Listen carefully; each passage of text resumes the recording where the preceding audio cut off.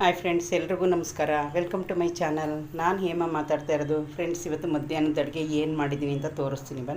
ಬನ್ನಿ ಫ್ರೆಂಡ್ಸ್. ಕೆಲಸಕ್ಕೆ ಹೋಗೋರಾಗಲಿ ಮನೆಯವರಿರೋರಾಗಲಿ ಟೈಮ್ಗೆ ನಮಗೆ ಏನು ಟೈಮ್ ಇರುತ್ತೆ ಆ ಟೈಮಲ್ಲೇ ನಾವು ಯಾವ್ಯಾವ ಅಡುಗೆನ ಈಸಿಯಾಗಿ ಮಾಡ್ಕೊಂಡು ತಿನ್ಬೋದು. ಮತ್ತು ಏನು ಪ್ರೋಟೀನ್ ಅಂಶ ನಮಗೆ ಬೇಕು ಶರೀರಕ್ಕೆ. ಈಗ ಫ್ರೆಂಡ್ಸ್, ನಾವು ಎಲ್ಲ ಪ್ರೋಟೀನ್ ಅಂಶ ಎಲ್ಲದರಲ್ಲೂ ನಾವು ಹುಡ್ಕೋಕ್ಕಾಗಲ್ಲ. ನಮ್ಮ ಮನೇಲಿ ಏನಿದೆ, ಏನು ತಂದು ಮಾಡ್ತೀವಿ ಅದನ್ನೇ ಸ್ವಲ್ಪ ನಾವು ಟೈಮ್ ಅಡ್ಜಸ್ಟ್ ಮಾಡ್ಕೋಬೇಕು ಫ್ರೆಂಡ್ಸ್. ನೋಡಿ ಫ್ರೆಂಡ್ಸ್, ನಂದು ಇವಾಗ ನೋಡಿ ಶೆಲ್ಫ್ ಎಲ್ಲ ಫುಲ್ ಕ್ಲೀನಾಗಿದೆ.